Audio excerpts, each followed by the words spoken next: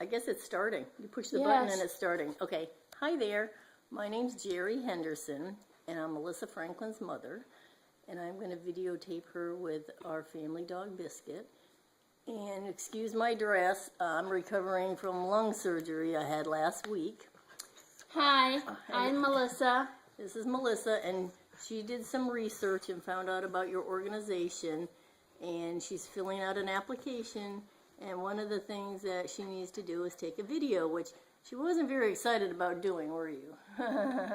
So to make it easier, I prepared some questions, so I thought I'd kind of ask her the questions while she was interfacing with Biscuit. But here's Biscuit. I have this aimed toward us, and I don't know if I can aim it the other way. There's Biscuit. Hi, Biscuit. Oh, but Melissa, you may have to go over there with Biscuit. And Hello there. pardon the mess on the table. Hello there.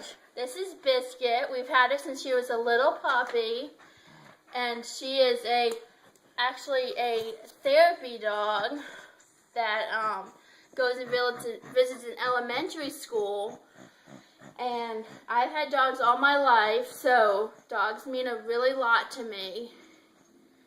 And one of my first questions, Melissa, was, are you an animal lover? Yes, I've always had animals, and where I live now, I can't have pets, so it's very hard on me, so I have to come over here and visit with Biscuit. Are you a cat person or a dog person? I love both animals. I love them all, really. Yeah, you've had cats and dogs, and Melissa was living independently and had a dog, and when she moved into her group home, she had to find her dog another home. How did that make you feel, honey? It made me feel really sad, but I know I got a good home with my friend who has a lot of land, so she could run around a lot. Yeah, but it's hard because you form bonds and attachments with your animals. Mm-hmm. Very much so. If I could, I'd want them to go everywhere with me. That's why I feel like a service dog would help me, because it'd help me in social situations. Like someone would ask about my dog, my service dog, and I could answer them, and I'd feel more comfortable talking to people, like socializing. It would be like a conversation starter. Yes, it would. All right. Let's see. Do you have a favorite type of dog? I never asked you this. I didn't even tell you I was going to ask you this question. I love all kinds, really. Biscuit, as you can see, is a Pembroke Welsh Corgi, the kind with no tail. And,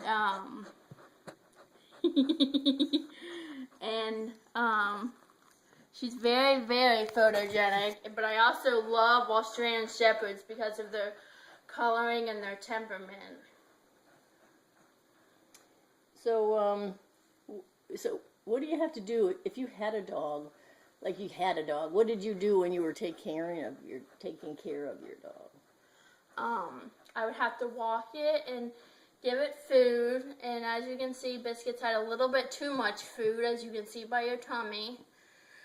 But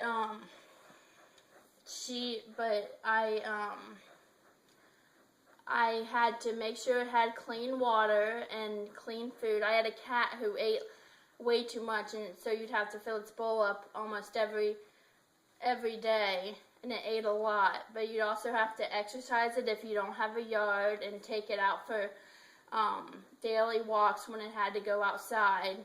And what were you going to do with Biscuit today on the porch? I was going to brush her because she sheds a lot. Thank you, Melissa. I like it when you brush Biscuit for me. And you were telling me about Biscuit being a therapy dog. What kind of training did you go to with I went to something here in Wilmington, North Carolina called Carolina Canines, which renamed itself Canines for Service. But I took some of the training classes and was taught many things about a therapy dog, and we also learned a little bit about service dogs and what the difference is.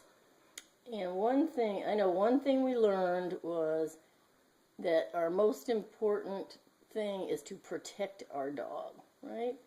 That if you go somewhere to visit and someone wants to try to hug your dog, you just have to protect it so it doesn't choke the dog, but also making sure that you stay safe as well. Yep. And then we also learned the signs of when a dog was showing signs of stress and when it's almost time to remove that dog from the situation. Remember what some of those were? Some of them were like panting heavy and not making eye contact and just like trying to avoid or run away from the situation, because you want to make sure you're comfortable as well as your dog in situations like that. Or sometimes she puts her ears back. She did that when we started this video and we were calling it over and she's like, I'm not even so sure about sitting here. What are you doing with me, huh? But now she's, as you can see, she's very relaxed. Hi, Beta. You are such a go-go. Such a pretty girl. Her favorite thing to do is get belly rubs. You could just rub her on the belly all the time. So I'm hoping that I'm hoping that my service dog loves belly rubs and just loves people as much as Biscuit does. But I have a good feeling that they will, because they're trained around people and around families that love them. And you and I go to this elementary school every week, or we were until I had the surgery, and we'll start back up in a month or so. What were we doing there? We've done lots of things. We actually painted Biscuit's Who paw. did we meet? We met, Who were we helping? we were helping two girls, one that was mute and didn't talk, and one was her best friend. But even though she didn't talk, like as the sessions went on, she would laugh and just make a lot of noises. And then we played games at the end, like we'd each have to put our hand in the middle and make an animal sound when it was our turn. So she's improved a lot since I first started going with her. And we've built up her confidence, so now she feels confident and safe with Biscuit, and she kind of does some stuff in that room that she wouldn't do it in the class. Yeah. And it makes us feel good, because you're helping her and her family, and you're just helping her realize that it's okay and she can trust the animals and she can trust us. It's trust. We're building trust. And they are such beautiful girls. Well, bye. Well, no, we're not done yet. Ha. Okay, let's see. I was going to say, why is having a companion service dog important to you? I think it is, like on the form, I said that it would help, and like I said at the beginning of the video, it would help my confidence, and it'd be a good conversation starter when I went out in public, but it would also, like, build my confidence, and, like, it would motivate me to exercise more, because you can't just let a dog sit there and not get exercise, because it's not fair to the dog, and you would have to... Well, we were talking about the benefits of a service dog, and I was thinking unconditional love. And you would have someone that loved you unconditionally, and just someone that would be there for you in your hard times. And feel like it's your family, because Melissa's living in a group home, and the staff is there and nice, and the people are there and all have their own personalities. But sometimes she is very lonely, too lonely, and depressed. And I am not always available for her. So a dog would help me just feel more confident just around people and in public. So it would help me a lot. Okay, so they did want to know, what other activities have you done that involve dogs? They didn't want to know that, but I thought I'd ask. I've done a lot of dog fundraisers, and we volunteered. Where did we volunteer in Raleigh? We volunteered at the SPCA of Wake County, which was a no-kill shelter. A really big no-kill shelter. Like once the animals got there from Wake County Animal Control, they were safe there no matter how long it took to get adopted. And what do we do? We helped take... Well, I volunteered a couple different times with different people, and we've helped take the dogs out into the area to go play. And also, we took them into the visiting room if someone was interested in possibly adopting them. We took them into the separate room that they could just see if that was the right dog for them to adopt. Thank you. That's right. And we've done a lot of fundraisers that have to do with animals. And we've did paws. We've done the walk for those who can't. Then sometimes we volunteer at registration. And one time at registration, didn't you hold dogs for people that were trying to fill out the paperwork because their dogs were too rambunctious for them to do both? They're too excited. So you had to hold their dogs for them. So they wanted to know a little bit about where you live now.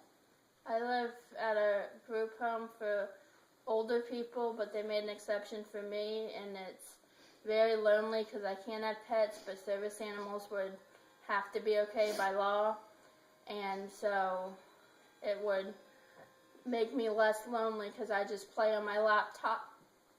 I just play on my laptop all day, and I'm just very lonely. And the other people in the house, do they like animals? Yes, I have a feeling that they do. And we brought Biscuit by, haven't we?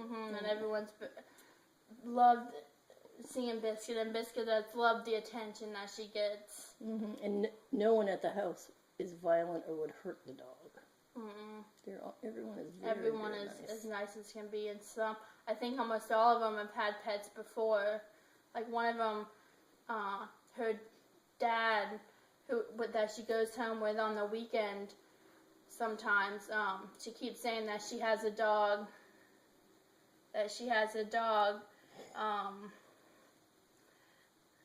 At home that she goes and sees at weekends. I think Biscuit's tired. Oh, she loves belly rubs, I tell you. Yeah. If I could get paid for this, I'd already be a millionaire. All right. Well, I'm getting ready to turn off the camera, Melissa, if there's anything else you want to share. I just really hope that I get a service dog, and I will love it as much as someone loves a new puppy or an old puppy or a baby. I would just cherish it forever. All right. And I love you, Melissa, and I know you didn't want to do this video, and you did very well. Bye. Bye. Bye.